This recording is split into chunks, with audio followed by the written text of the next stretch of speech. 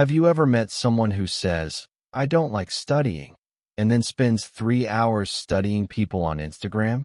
We all do it. We say we hate learning, but we spend hours analyzing memes, news, gossip, and what our neighbor's cat is doing. The truth is, you already love learning. You're just learning the wrong things. Let's be honest. School made many of us afraid of education. We remember long classes, boring teachers, and heavy books. But learning isn't about exams. Learning is about staying alive inside. It's what keeps your mind sharp, your eyes open, and your heart curious. The day you stop learning, you don't just grow older, you grow smaller. Think of your brain like a muscle. If you don't use it, it gets lazy. It starts to say, nah, I'm fine. It forgets things. It becomes slow. And then you start saying things like, I can't remember where I put my phone, while holding your phone in your hand. That's what happens when your mind sleeps for too long. But imagine if you decided to make learning a daily ritual, not a burden, not a rule, but a way to play with life. You wake up, stretch, and instead of saying, ugh, another day, you say, okay, brain, what are we learning today? Maybe a new English word. Maybe a new idea. Maybe a new way to fold your socks like a ninja. Who knows? It doesn't matter what you learn. It matters that you do. Let me tell you about Maya. She worked in a small cafe, serving coffee with a tired smile. Every day looked the same. One day, she saw a customer reading a book called Atomic Habits. She joked, I wish there was a book called Automatic Money. The man laughed and said, start with habits, and maybe the money will follow.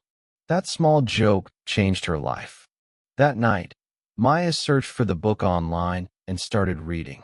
The next day, she learned a new English word from it, consistency.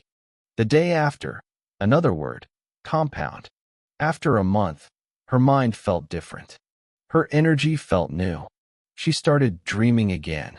Same job, same cafe, but a new brain inside her head. That's the magic of daily learning. It doesn't change your life overnight. It changes you, quietly, deeply, beautifully. Like how sunlight changes a seed. You don't see it growing every day, but one day you look, and it's become a tree. So, if you're listening now, remember, education isn't something that ends when school ends. It's something that begins when you finally decide to live awake. Because the real question isn't, are you smart? It's, are you still curious? Here's a funny truth. You're already in school right now. No, not the one with teachers, bells, or homework. This school has no walls, no exams, and no holidays. It's called life. And the moment you wake up each day, class begins. The only problem is, most people skip every lesson. They wake up, check their phone, scroll for 40 minutes, brush their teeth while half asleep, then complain about how nothing ever changes. But here's the question. How can life teach you anything if you're never really present in class? Every day is full of free lessons. Patience when someone cuts you off in traffic, creativity when your Wi-Fi dies, discipline when you'd rather stay in bed. The world is a giant teacher, but only for those who pay attention. You don't need a big library to educate yourself. You just need curiosity. Curiosity turns an ordinary moment into a lesson. Waiting in a long line. Listen to a podcast. Washing dishes. Practice English words for kitchen things. Plate, sponge, sink, soap. Miss the bus? Don't curse. Observe people. Listen to accents. Learn how they talk. The world is your free university. Open 24 hours. No tuition fees. No student debt. Let's be real. We think education means getting a degree or reading thick books. But the smartest people on earth are not just degree holders. They're daily learners. They collect ideas like kids collect stickers. Elon Musk taught himself rocket science. Oprah studied human nature. Even your grandmother. She probably didn't have Google, but she could teach you more about life than any professor. Let me tell you about Kareem. He worked as a taxi driver in a noisy city. He never went to college. But every day, while driving passengers, he played English audiobooks. Sometimes he didn't understand half the words, but he kept listening. "My car is my classroom," he used to say. After a few years, his English was smooth, his confidence grew, and one of his passengers, an international businessman, offered him a job as a company driver. A better car, a better salary, a better life. All because Kareem used traffic jams as learning time instead of complaining time. You see, education isn't about sitting at a desk. It's about how you see the world. Some people look at rain and say, "Ugh, another bad day."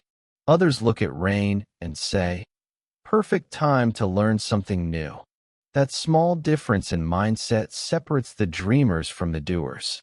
So don't wait for the right time or right place to learn. There is no perfect moment.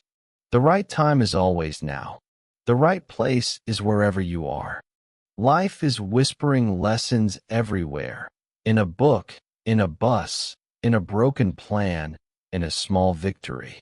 The question is, are you listening, student of life? And if you are, then congratulations. Class just started. Let's destroy a myth right now. You don't need 3 hours a day to educate yourself. You don't need fancy notebooks, a quiet library, or a perfect mood. You only need 10 minutes. 10 honest, focused minutes. That's all it takes to keep your brain alive. People often say, "I don't have time to learn." But if I took their phone and checked the screen time, I'd probably find 6 hours of advanced research on cat videos and conspiracy theories. Let's be real. Time isn't missing, attention is. You don't need more hours. You just need to use the small ones wisely. Think of 10 minutes like a magic coin. If you spend it well, it multiplies. One short video about leadership can spark a new career idea. 10 minutes reading about health can save you years of sickness. 10 minutes learning new words can change how you speak forever. But if you waste those minutes scrolling, complaining, or doing nothing, they vanish like smoke. Here's a story. Arjun worked as a cleaner in an office. Every night after finishing work, he sat in the break room for 10 minutes before going home. He used that time to read one English article on his phone. Just one. Every single day. For months. At first, it was slow. He didn't understand everything. But he kept going. One day, his manager needed help writing an English email to a foreign client. No one wanted to try, but Arjun said, "I can help." He wrote it. The client replied, impressed. A few weeks later, Arjun was offered a new position as an office assistant. His secret? 10 minutes of daily self-education.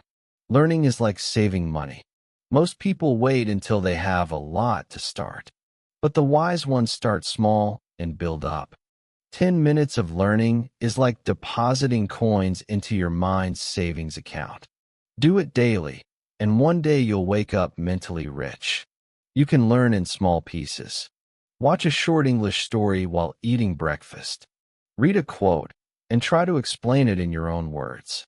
Listen to one podcast segment while brushing your teeth. Learn one new vocabulary word before sleeping.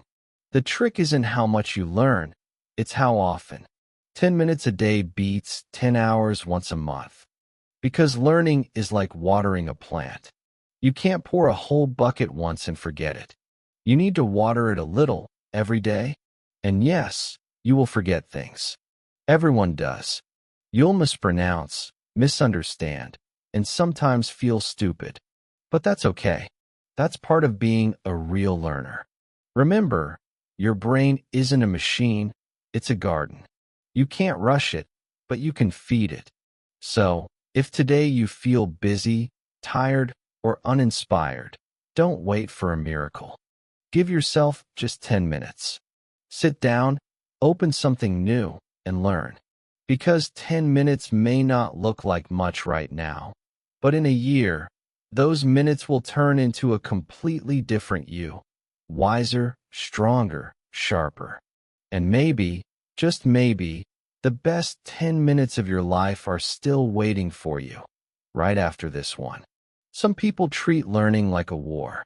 They sit with their books, eyes full of fear, like they're going into battle against grammar rules.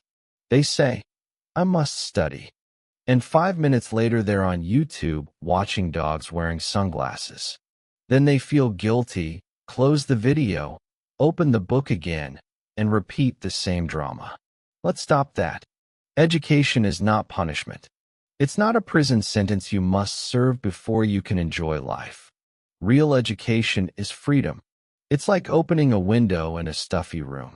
The air comes in, and suddenly the world feels bigger.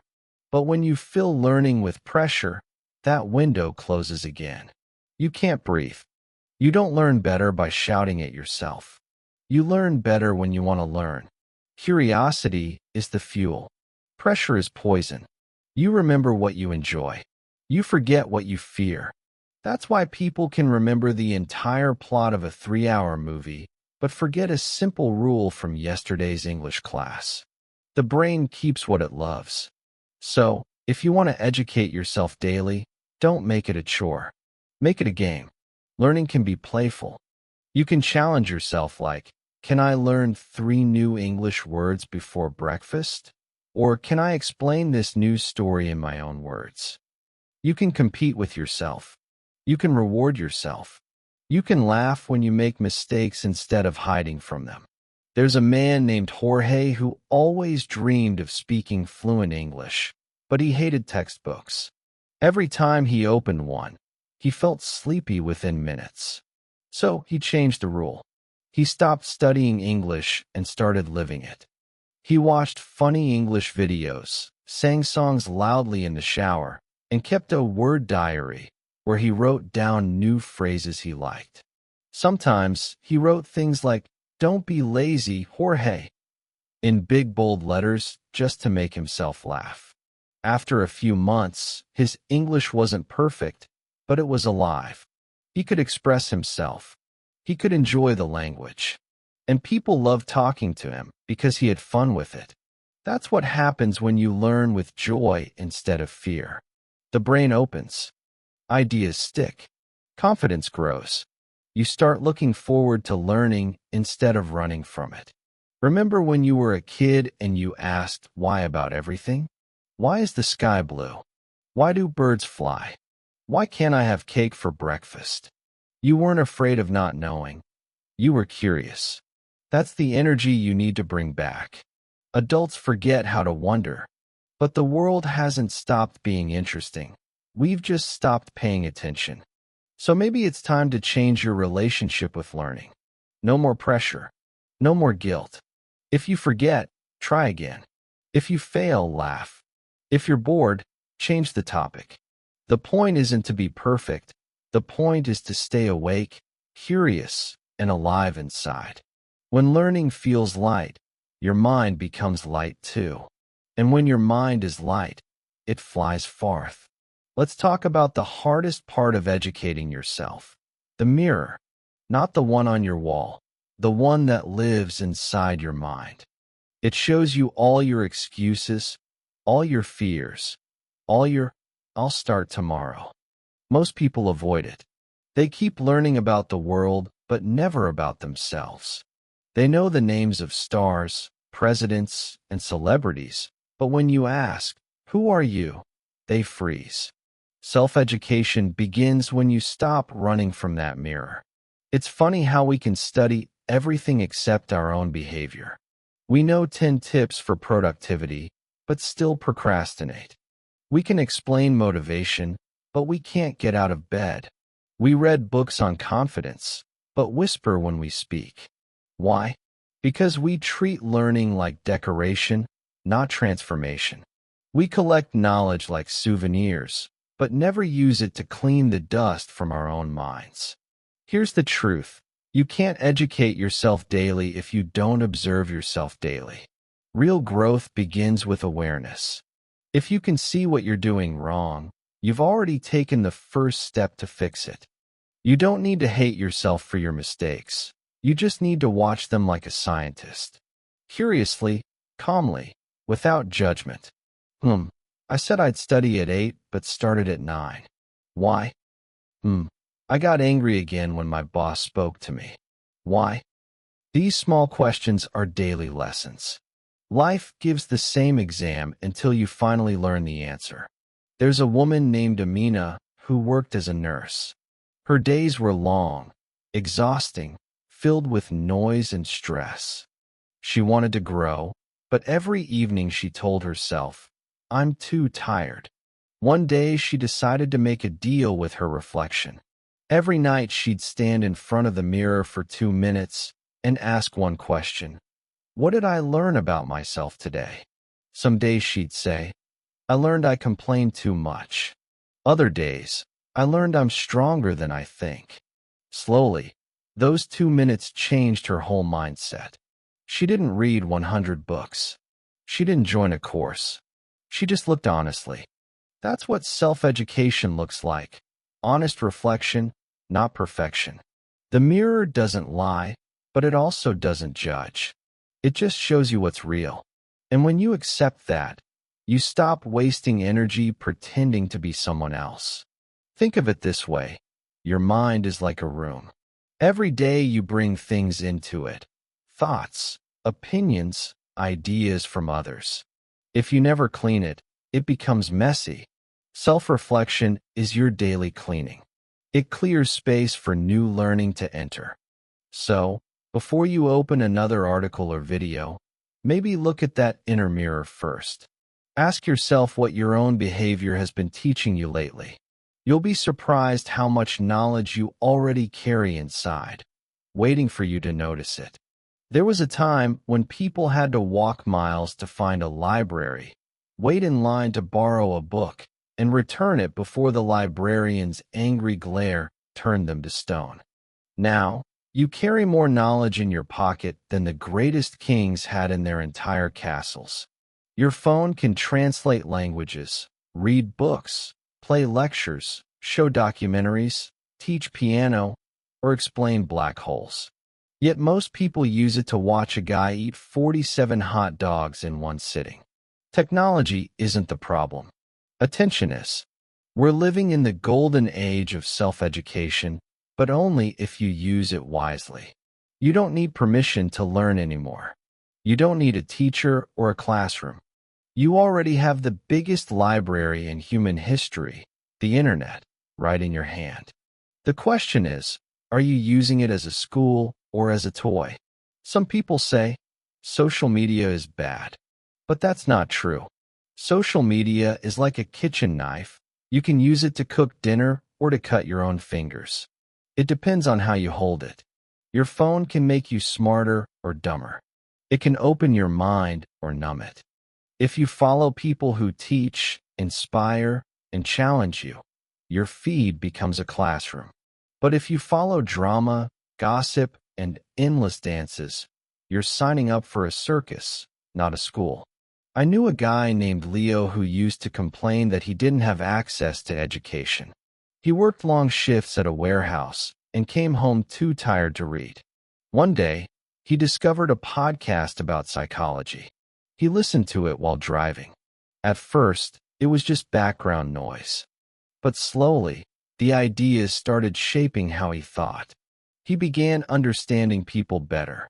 His relationships improved. He even stopped fighting with his brother because he finally understood how emotions worked. That podcast became his night school.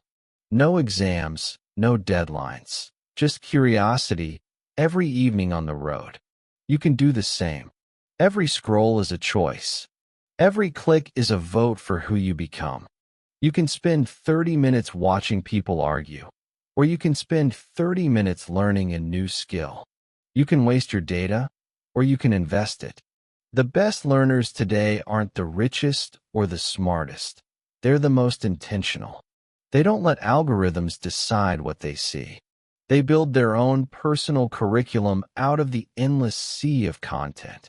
A video on motivation, a lecture on neuroscience, a short English lesson, a quick TED Talk. Tiny bites, every day, that build a strong mind. Imagine if you treated your phone like a mentor. Imagine if every time you unlocked it, you asked, will what I'm about to see make me wiser or weaker?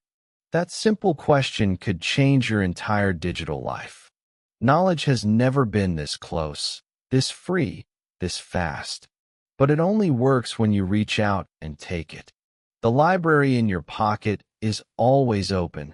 The librarian is waiting. There's a special kind of education you can't get from Google, and it doesn't come from lectures or audiobooks. It comes from people. Every person you meet is a walking story, a moving lesson, a human textbook filled with chapters of failure, success, pain, and laughter. But most of us walk past those libraries every day with our headphones in, too busy scrolling to open them. Some of the smartest people you'll ever meet aren't famous. They don't have degrees. They don't post quotes on social media. They just live quietly, wisely. The old man who fixes shoes on the corner. He knows more about patience than half the world's CEOs. The single mother working 2 jobs. She could teach you more about strength than 1,000 motivational videos. The little kid building a sandcastle at the beach. He could remind you what real creativity looks like. Pure, fearless, joyful. We think education must come from experts. But real wisdom hides in unexpected places. You learn humility from a janitor, gratitude from a taxi driver, empathy from a stranger's story. When you open your eyes to people, the whole world becomes your classroom. There's a man named Victor who works as a waiter in a small restaurant. He never studied psychology, but every day he studies people. He notices who smiles, who looks sad, who eats fast, who says thank you. One day a customer told him, "You're very good at reading people." Victor laughed and said, "I just pay attention. Every person teaches me something." He didn't realize he was practicing one of the greatest forms of self-education, observation. The best learners listen more than they speak. They ask questions. They notice small things. They treat every conversation like an opportunity to see life from a new angle. When you speak, you repeat what you know. When you listen, you discover what you don't. You can learn languages this way too. Talk to people, even if your grammar isn't perfect. Ask, "How do you say this?" or "What does that mean?" You'll remember faster because emotion and connection make memory stronger. The brain loves what feels alive, and nothing feels more alive than a real human story. Some people are walking warnings, not examples. They teach you what not to do. The friend who always complains teaches you how negativity spreads. The boss who never listens teaches you the cost of ego. The neighbor who always helps teaches you how kindness works quietly. The trick is to watch without judgment. You don't need to copy or criticize anyone. Just observe, learn, adapt. When you make people your teachers, life becomes unpredictable in the best way. You might learn discipline from a soldier on the train, creativity from a street artist, or peace from an old couple feeding birds in the park. The lessons come from everywhere, but only if you're paying attention. Every face you pass has something to teach you, something you can't read in any book. But you have to stop looking down at your phone long enough to see it. Curiosity is like fire. It starts small, but if you feed it every day, it becomes unstoppable. Most people lose that fire somewhere between childhood and adulthood. As kids, we asked 1,000 questions before breakfast. Why is the moon following us? Why does bread turn brown? Why can't I be a dinosaur? But then school came, and suddenly we were told which questions were important. Slowly, curiosity was replaced with fear. fear of sounding stupid, fear of being wrong, fear of looking different. And that's how many people stop learning long before they ever stop living.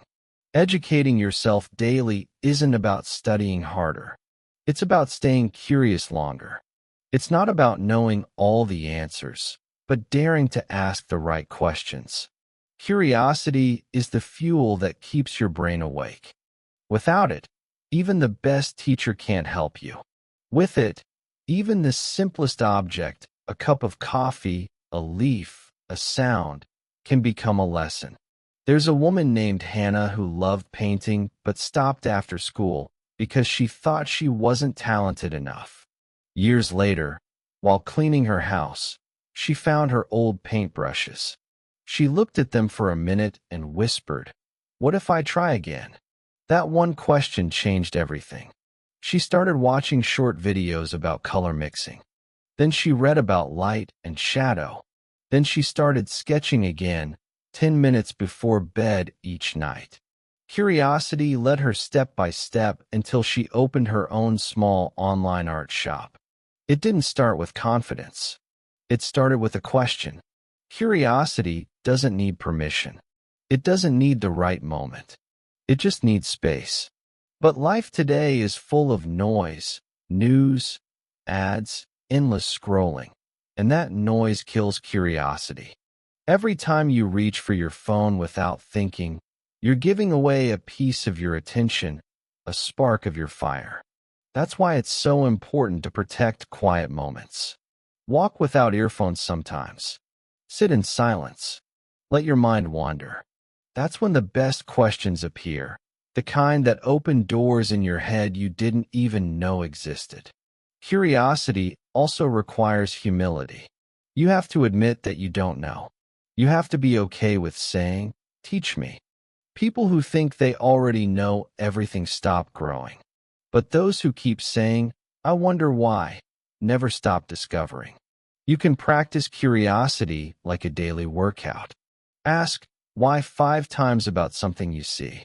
Why is the sky orange today? Leads to what causes sunsets, which leads to how does light scatter? And suddenly you're in a science lesson you didn't plan for. Curiosity is contagious. The more you ask, the more your brain wants to know. A curious mind never stays empty. It fills itself naturally, joyfully, almost accidentally. And when you live with curiosity, every day becomes a small adventure. Not because something new happens, but because you see the old things in a new way. Nobody talks about it, but most days are boring. You wake up, go to work, answer the same questions, talk to the same people, come home, eat, sleep, repeat. The world teaches us to chase excitement, travel, luxury, success, applause. But the truth is, growth doesn't usually happen on exciting days. It happens quietly, inside the boring ones. The boring days are where habits live. They're where consistency hides. Anyone can be motivated when life is bright and full of energy. But the real learners, the ones who transform, are those who keep going when nothing feels special. They study when it's raining. They practice when they're tired. They keep showing up, even when nobody's watching. There's a baker named Tomas who wakes up every day at 4 a.m. He kneads the same dough, measures the same flour, listens to the same radio show. To most people, his job looks painfully repetitive.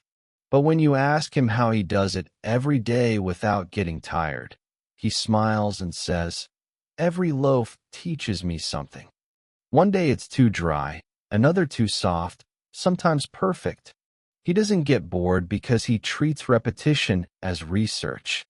That's the secret. The boring things aren't boring if you see them as experiments.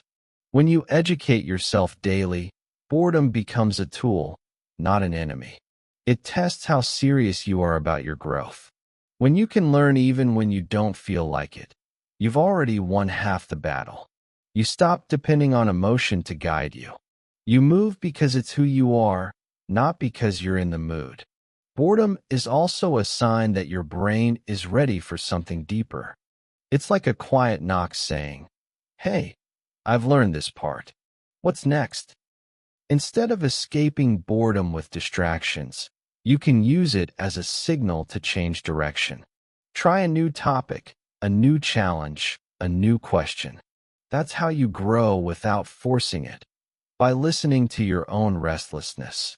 Some people spend their whole lives running from boring days, but they never realize that boredom is where focus is built. Athletes know this. Musicians know this. Anyone who practices every day knows this. Repetition isn't punishment. It's the path. It's how excellence is built. One ordinary day stacked on top of another. And sometimes, the boring days reveal the deepest lessons about yourself. When you sit alone with no noise, no phone, no entertainment, you start to meet your real mind. You hear your thoughts, your fears, your dreams. It's uncomfortable at first, but that silence is education too. The world is loud, but wisdom whispers. So, the next time you feel like your life is too normal, too slow, too repetitive, remember, that's the training ground. Every nothing special day is preparing you for something greater. The magic doesn't happen outside those quiet moments. It's hidden right in the middle of them, waiting for you to notice. Everyone says they want to learn, but almost no one wants to be wrong. That's why people stay stuck. They want wisdom without embarrassment, growth without pain, progress without scratches. But mistakes are not the enemy of learning. They are the material from which learning is built. Every new skill begins as a collection of small failures that slowly turn into mastery. Think about how a child learns to walk.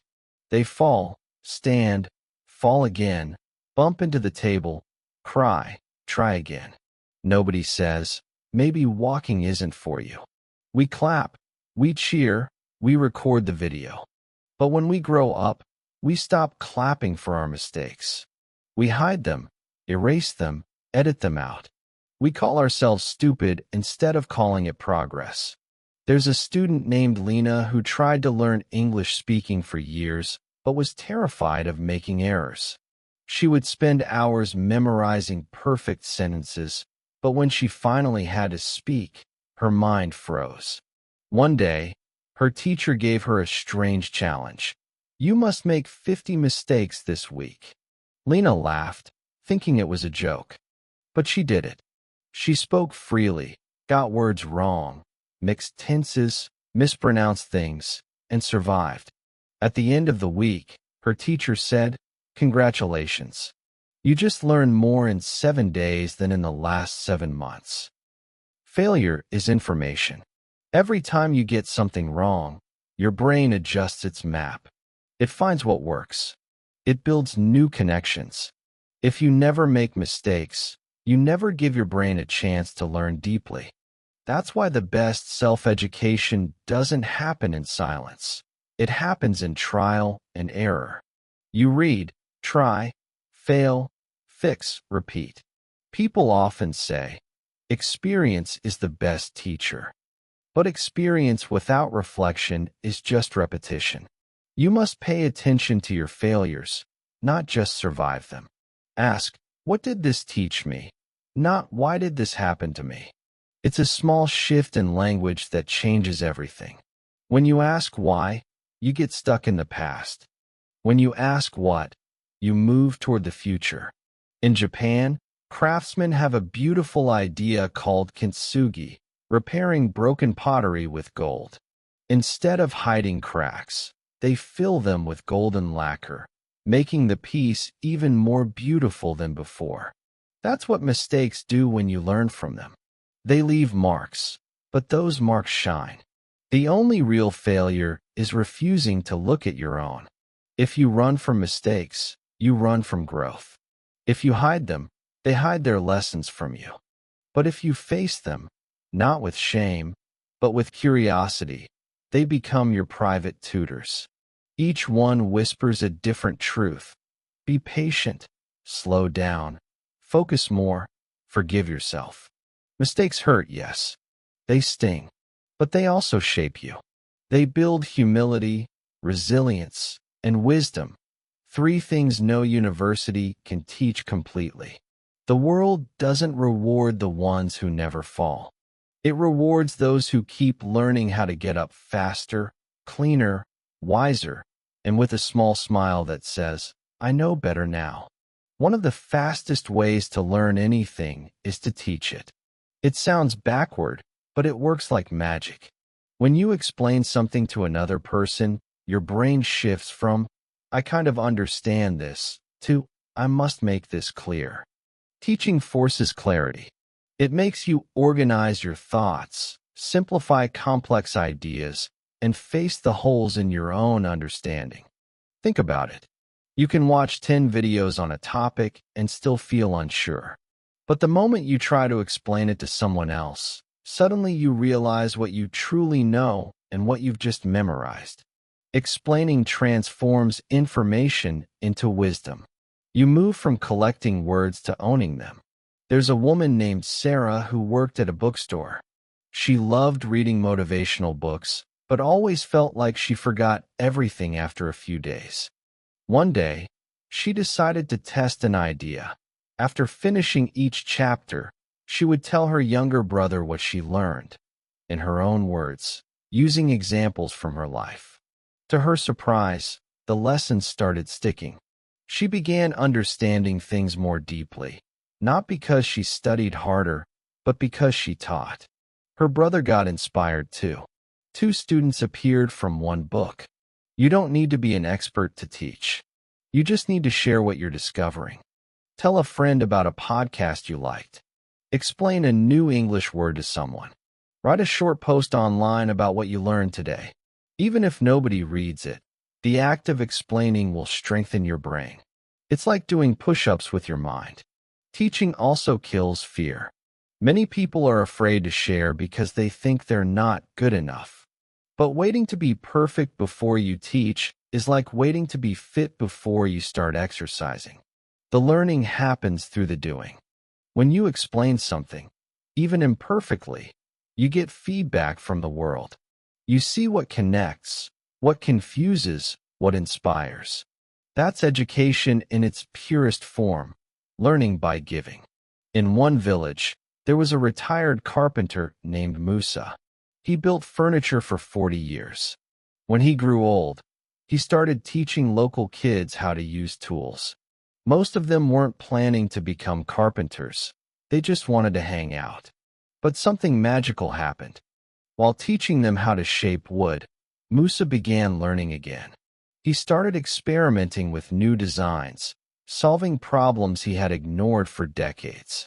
His hands were old, but his mind felt young again. Teaching had revived his curiosity. When you teach, you also learn empathy. You begin to see the world through another person's confusion. You notice what's difficult, what's easy, what's missing. You learn patience. You learn communication. You learn how to translate knowledge into understanding. And that's the highest form of mastery. If you ever feel stuck in your own education, find someone to share what you know with. A friend, a colleague, even a stranger online. Knowledge is like a flame. It grows brighter when you pass it on. If you want to educate yourself daily, you need a place where learning feels natural.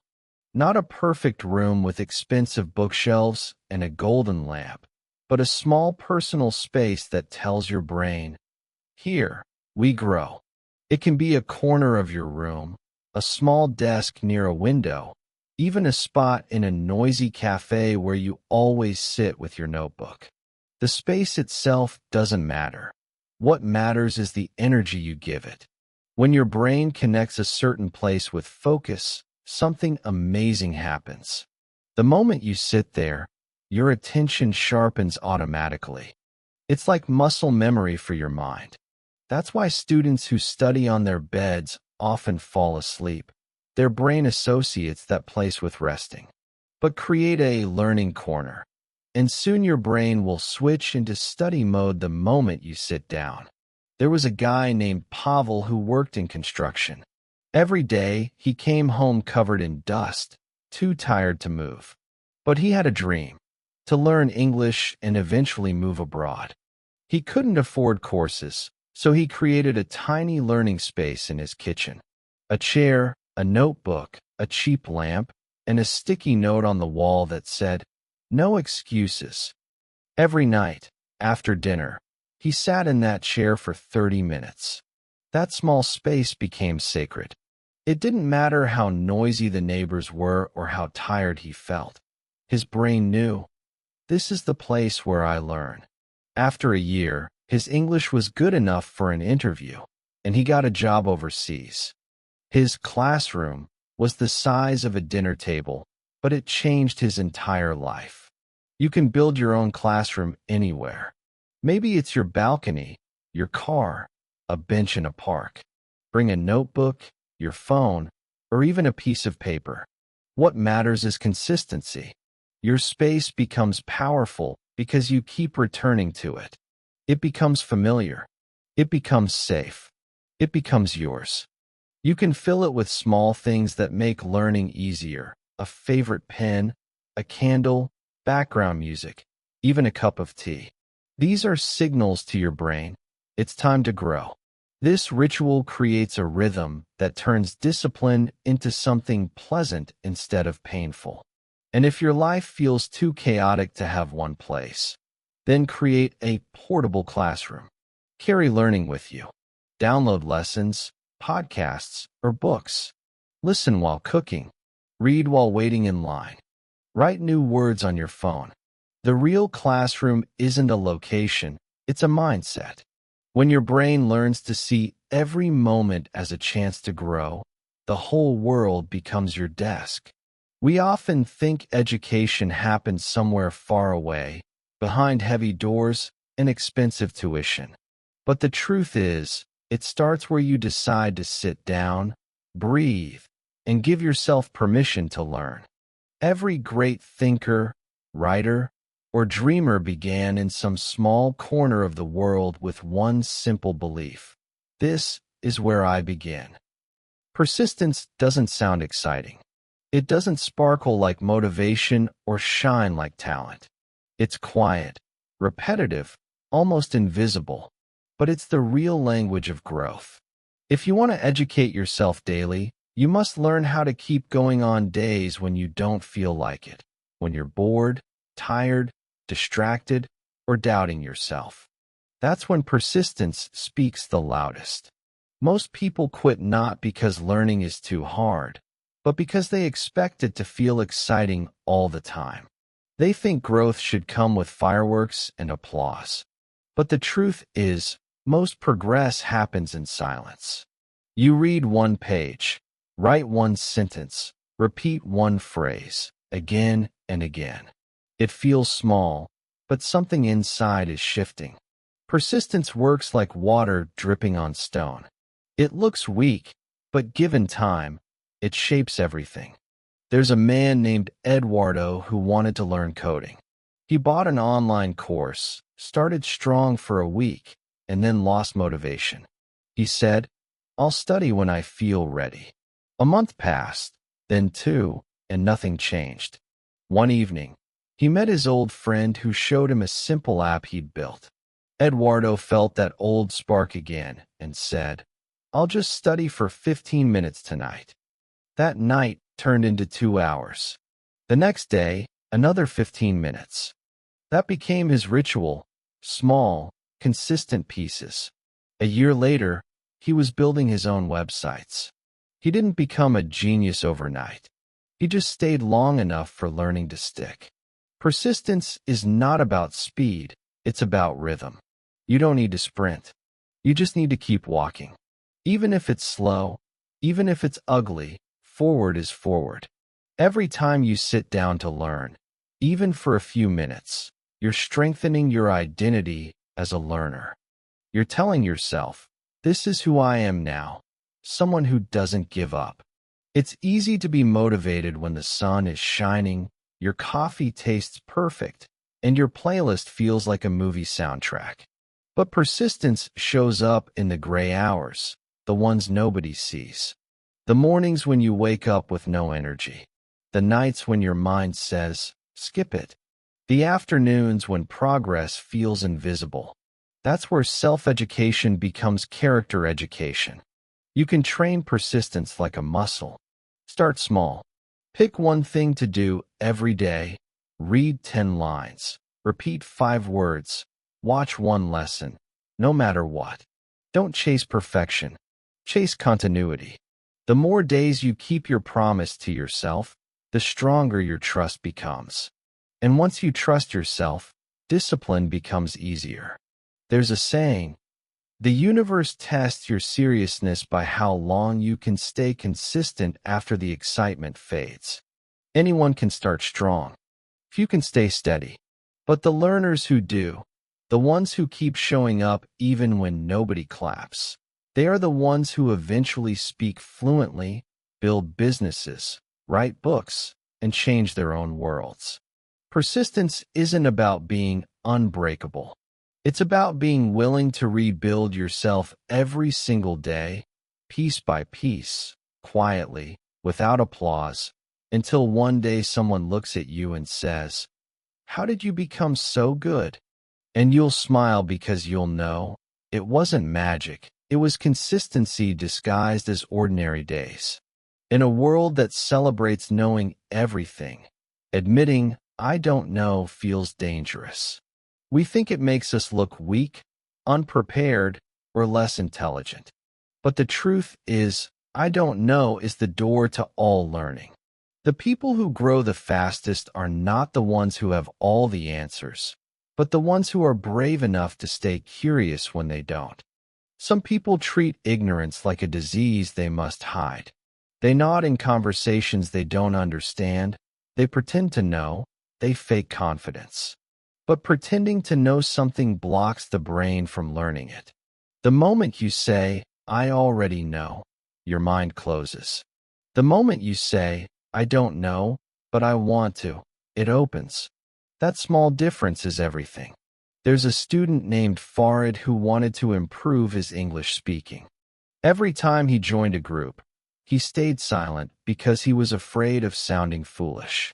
He thought people would laugh if he made a mistake. One day, his teacher asked him directly, "Why are you so quiet?" Farid said, "I don't want people to think I'm dumb." The teacher smiled and replied, "Dumb people don't ask questions. They avoid them." That single sentence stuck in Farid's mind. The next time he didn't understand something, he raised his hand and said, "Sorry, I don't get it." Nobody laughed. In fact, others admitted they were confused too. That day, he learned more than from any grammar book. Not knowing is not the end of learning. It's the beginning. The greatest scientists and artists live in the space between questions. Einstein once said he wasn't smarter than others. He was just more curious about what he didn't understand. Every great discovery began with someone admitting confusion.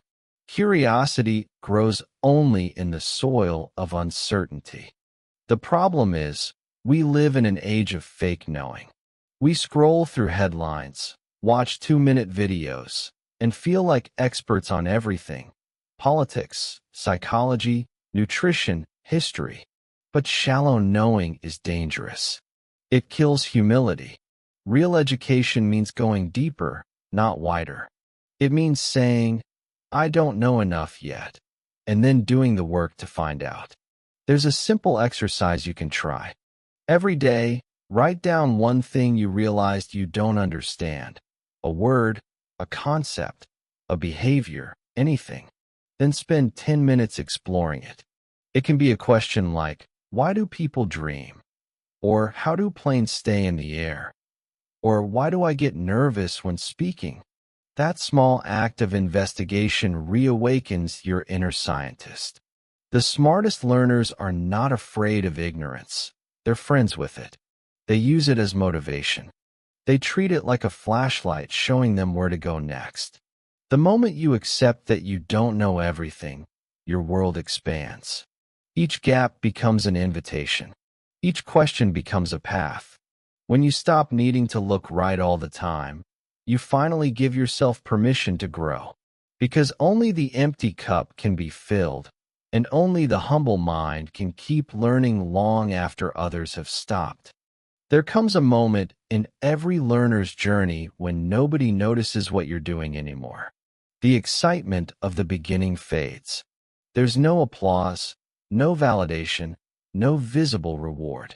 It's just you and your small daily habits, reading a few pages, watching a short video, repeating words, taking notes. It feels quiet, almost invisible. But that's the moment when education becomes transformation. Real change doesn't shout, it whispers. Think of a seed underground. You don't see it grow. You water it, and for weeks nothing happens. It looks like failure. But under the soil, roots are forming, slowly, silently, preparing for the moment to break through. Learning works the same way. The work you do in silence is building something beneath the surface. The world might not see it yet, but your brain does. Every repetition, every act of curiosity, every honest question, they're all roots. There's a woman named Leah who wanted to rebuild her life after losing her job. She started waking up an hour earlier each day to study business English and basic marketing online. At first, she felt ridiculous, sitting at her kitchen table with a cup of coffee and a notebook while everyone else slept. A month passed, then two. Nothing dramatic happened. But then, one morning, she read an article and understood every word without checking a dictionary. That small victory made her smile. She realized something was growing inside her. 3 months later, she got a freelance client online. The seed had finally broken the surface. Education is a slow rebellion against ignorance. You're not waiting for luck, you're building your own tools. Every new idea you learn becomes a weapon against confusion, fear, and limitation. The more you learn, the freer you become. Nobody can steal what's inside your mind. It's the one form of wealth that increases the more you give it away. Self-education doesn't need noise. It doesn't need medals or grades. It just needs your quiet persistence. A notebook filled with messy handwriting. A saved playlist of meaningful talks. A language app you open on the bus. These small acts are invisible revolutions. They're how ordinary people build extraordinary futures. The beautiful thing about this kind of revolution is that it never ends.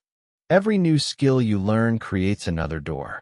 Behind that door, more worlds appear, new ideas, new people, new versions of yourself. The process keeps expanding, not because life gives you more, but because you've trained yourself to see more. And one day, without realizing it, you'll look back and see the distance you've traveled, from confusion to clarity, from imitation to creativity, from being taught to being self-taught. The world will look exactly the same, but you'll be different. You'll see lessons in everything, teachers everywhere, and opportunities hidden in what others ignore. That's when you'll understand that the revolution never needed noise. It just needed you, showing up, learning, and growing quietly every single day.